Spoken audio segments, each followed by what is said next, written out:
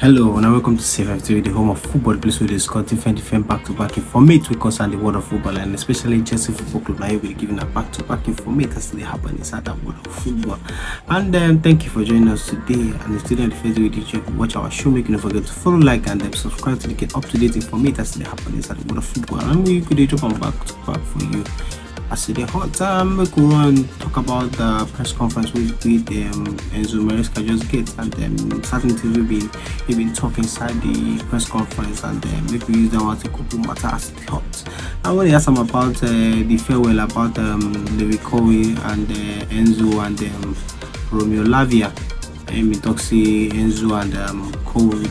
Possibly they available for Man City match, but sure about Lavia will take some weeks and make on everything in TikTok answer that one. Probably Levi and Enzo, they could be available, depends on today's session, and Romeo will be out. In terms of Romeo, how long do you think he may be out for now? We don't know yet. We need to wait a little bit more, but at least I think a few weeks more. And in terms of that midfield situation, how concerning is that to be without Romeo? Do you think you may need to look to do something in January, potentially bring in a player or bring back a player who's out on loan? No, we have, in this moment, I think we have a player enough to cover that situation. With Moy, with Enzo, the last game, Keenan played there. So at the moment, the intention is not to go for one more midfielder. Cole Palmer was a doubt for the game against Wolves. He played, he did come off. Is he 100% fit? He's better. He's better. He did an unbelievable effort to play against Wolves, and he's getting better. The club have been linked with a move for Alejandro Garnacho in this transfer window. Are you happy with the wide options you have, or do you think you could do with one more right now? No, I'm happy with the one that we have in this moment. That we said many times. In the right side is Pedro Noni, in the left side Jadon. Misha was with us, now he's not with us, but Tyreek, I think it's a young profile that can help us. So in this moment, we are okay. And finally, for me, is there an update you can give us on Renato Vega? Is he close to moving to Juventus? At the moment, he's a Chelsea player, and we'll see in the next hours. John, please. Hi, Enter, how are you? I'm imagining for about 10 more days of the transfer window to withdraw. Do you think anybody will come in? I know players might leave, but do you think you'll bring anybody in? Listen, we with the club, with sport director, we pay attention if something can happen. But at the moment, as you said, 10 days to go, we didn't do nothing. Just we call back Trev, and we see in the next 10 days if something is going to happen. What's the situation with João Felix? There's obviously stories about him that he might possibly leave. What's your take on that? Do you want to keep him here? But I said for sure Joao is a Chelsea player. The problem, unfortunately, the problem with Joao, with Cristo, is that the manager play most of the games with one attacking midfielder, that is called Palmer, and doesn't like to play with attacking midfielder in most of the game. So this is the reason why probably in some way Joao and Cristo they struggle a little bit to get minutes. Not for any different reason, because both they are top player, both they are fantastic guy, they work well. And the reason why is only because most of the game I decide to play with one attacking midfielder in terms of balance, and so this is the reason why. So there is a scenario you think like both of them could leave? I'm not saying that. I'm saying that I like both, but the reason why they struggle is because most of the time I play with the one attacking midfielder. Chris. Do you think it's a good time to play Manchester City, just going by their form this season? No, I don't believe in these kind of things. Probably it's in the other side. I think this kind of club with this kind of players, when they are probably in a difficult moment, is when they want to show how good they are. They want to go against everyone, saying, okay, if you think that we are not good enough, we're gonna show you how good we are. So I don't think there is a good moment to play against City. When you took the job here, Pep publicly backed you, saying that give you time and you'll do well. Do you think he needs more support now publicly, just in this difficult patch he's going through at City? Now Pep is strong enough yeah, he's strong enough in these kind of things. But for sure, like any human being, in his support in this moment. But as I said, if you think a little bit the last 8-9 years, unless probably the last 4 months, then the rest they were top always, winning titles, win important trophy. So it's something normal.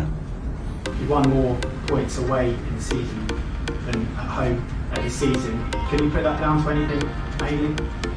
No, probably this show how balanced we are, because everyone is talking. We get more points away than at home. I don't think the difference is big between home and away, and this show probably how the team is balanced, home away. Don't care if we are at home or if we are away. Hopefully in the future we can get more points at home. This is the target. But overall I think it's something good, because it shows how the team is in this moment in terms of balance. And just finally for me, in terms of the variation within your squad at the moment, do you think you've got the right mix of players to be challenging for the title? No, for the title, no, I said, because for sure we are getting better, but we need to leave experience. I think probably in the last month, January, December, we live a moment where we struggle with the results, and I think we're gonna be better in the future because of that. Thanks, Chris. Rob? You've said that a few times, that you players need to live moments. I think it's how you put it. They need to have these experiences before they can be considered challenges. I mean, would a win away at Man City at the Champions League, would that be one of the kinds of moments that you're talking about? Because there haven't been many really big wins against the big teams. No, yeah, but I think,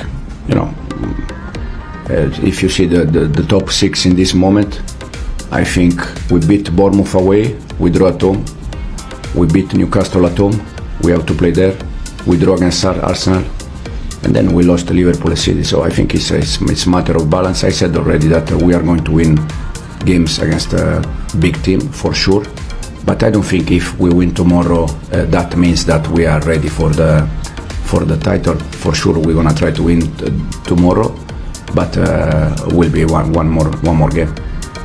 How's Robert Sanchez been around the last week? He's coming for a lot of criticism, and you always backed him in a very forthright way. Yeah. But what's he like kind of away from? What kind of? No, Robert is okay. It's okay. It's just a matter of for me to understand that anything can happen. How many times I don't know. How many times Moy miss a pass during the season? Many times. How many times Nico miss a goal? Many times. How many times Noni miss a cross? Many times. And Robert did 4 mistakes during the season that we concede a goal. But it's normal. It's part of the game. If you don't risk, if you don't play, you don't mistake. So for me, it's not any strange thing behind Robert mistake. So it's something that for me it's part of our job. And then when you go talk about midfielders, and talk say he no get any pressure, say he get everything on check. I always look say I'm could really call it speed. Midfield and every of our squad, really part of our squad really need hand at this point in time. I understand say as him my coach they try give the boys hope, they try give them morale, making them like they talk down on them. But the fact we say every part of our play, from our defense to our midfield to our wingers to our striker, especially that striker and that goalkeeper, no importance, and we really need help. We really need to do 1 or 2 things. Our midfield is still okay, but the major problem with the midfield now, the injuries upon injuries, for people like Lavia, and really makes sense. And that was the way, but our boss talk say you get them uncovered and in the okay, and they look to add anybody into the squad. This one a funny one, because you realize the club they find players, but the coach won't really drop informate, won't drop too much informate. Every I notice everything when they talk, you just try to be guided with the way they tell they talk. and that one for that. Whenever as I'm about to die, go would like to add any midfielder into the squad or any winger into the squad. Is they happy with the people we get right about now? And then you ready to add anybody? Say the team, the club, we just watch as we see, we just watch as the team they go. They watch them as they happen, so you never get any for me to go they draw for us, and it doesn't be happy. Also, they defend the fact the Sanchez don't make a couple of mistakes and players don't make a couple of mistakes. They defend them as the coach, as the senior one when be, even though we know say you're not supposed to. The team's supposed to do better, but I understand the fact that they try to give the boys morale, they try to give them support. Just come as a they lambast them, because at the end of the day everything go fall upon them. So they try to take L's, and the Indians they try to give the club a united front, and yes, I give them kudos, but everybody knows we need to work on our entire team, especially Sanchez needs to sit up or he sit by and watch the game go by, because that guy don't really be material at this point in time, because too many misses, too many errors, but the coach still believe in them, and what we go do. Also they got ask about Joao Felix leaving and and Nkuku's departure. He never give correct information, just jump back to back. Those these guys that Chelsea player just they give a sponsor Sam.